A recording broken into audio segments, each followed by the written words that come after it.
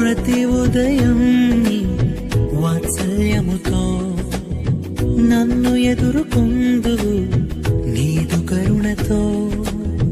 ప్రతి ఉదయం నీ వాత్సల్యముతో నన్ను ఎదుర్కొందువు నీదు కరుణతో.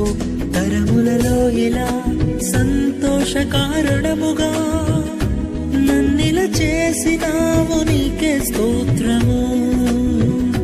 తరములలో ఇలా సంతోషకారణముగా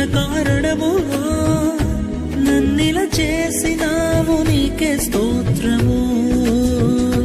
పాతవి గతించిపోవును, సమస్తం నూతన మగును, నీలో ఉత్సహించుచు